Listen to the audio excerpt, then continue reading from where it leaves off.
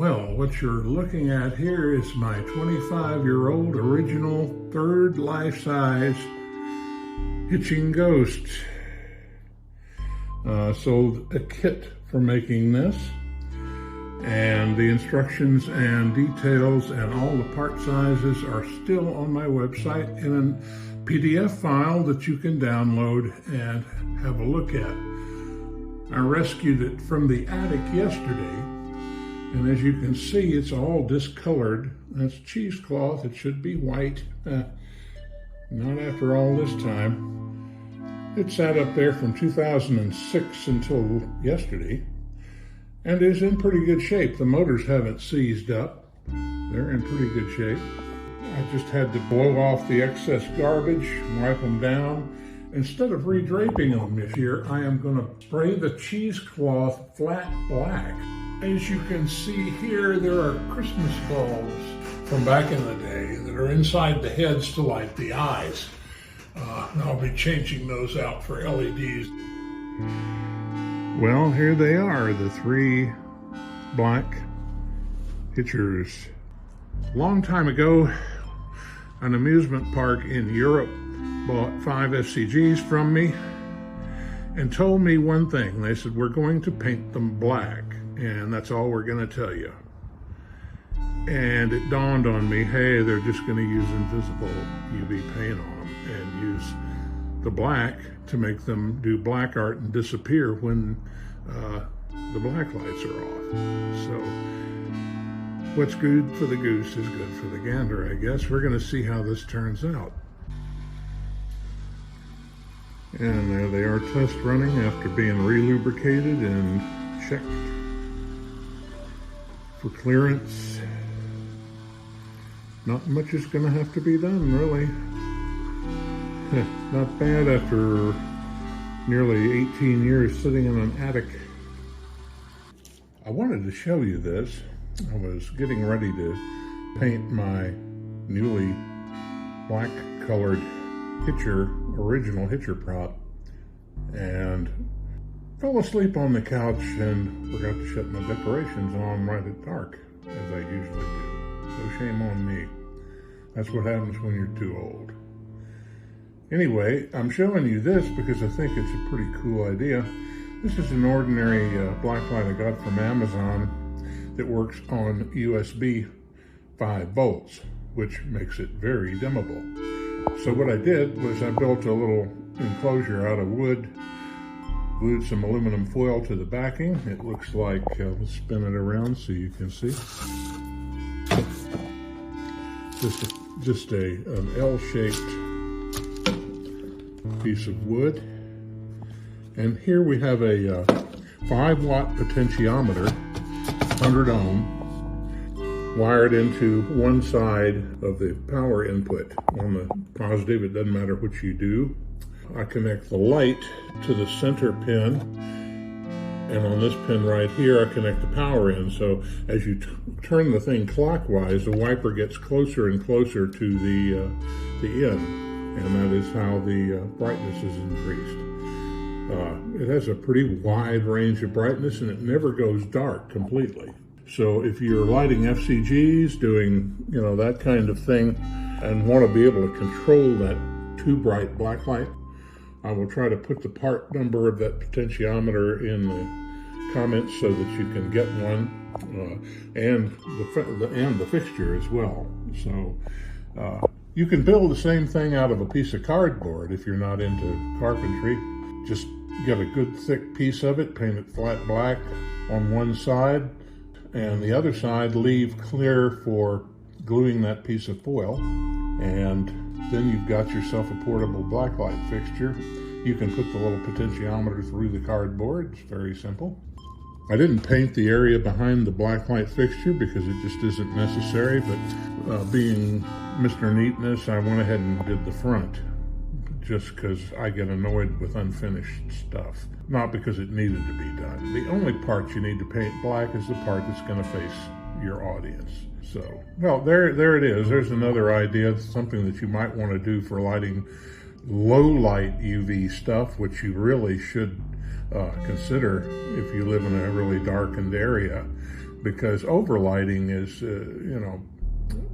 not always good. That's one of my things.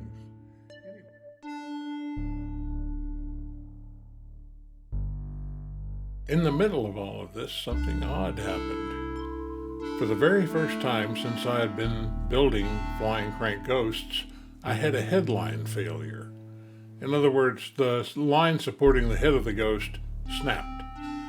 It was cotton quilting thread, which I had never had trouble with before, but there's always a first time.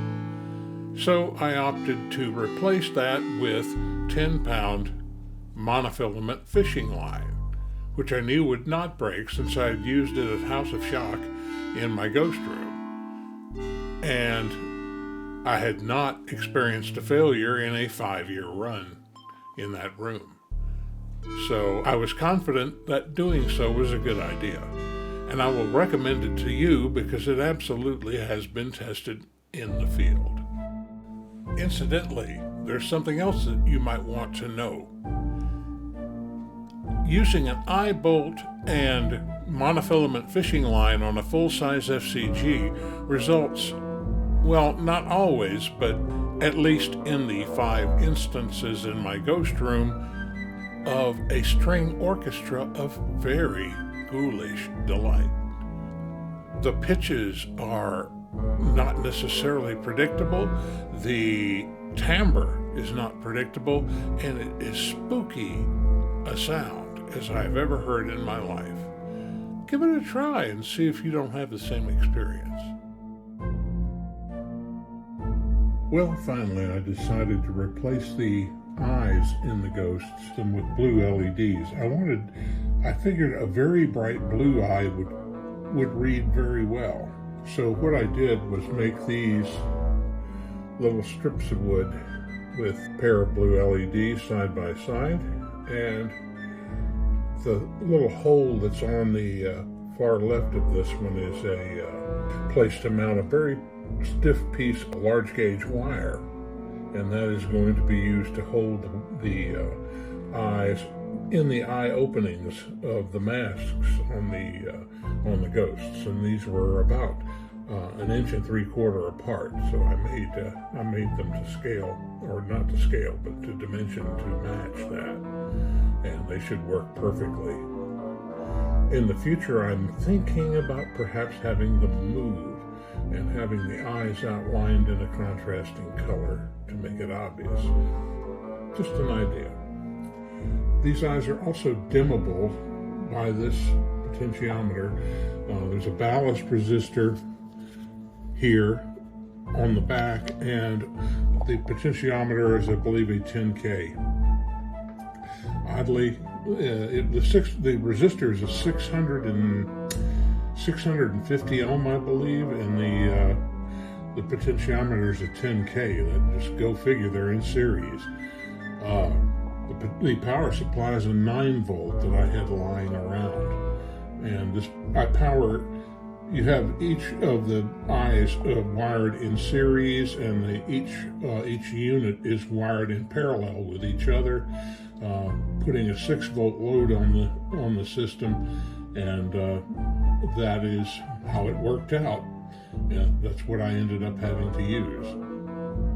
Okay, here's the prop with the back of its heads removed. You can see in there that we have a piece of upright looped wire that we had used to hold our Christmas bulbs, which used to be the illumination for the eyes. I'm going to be installing like this. We have a large piece of 14 gauge wire attached.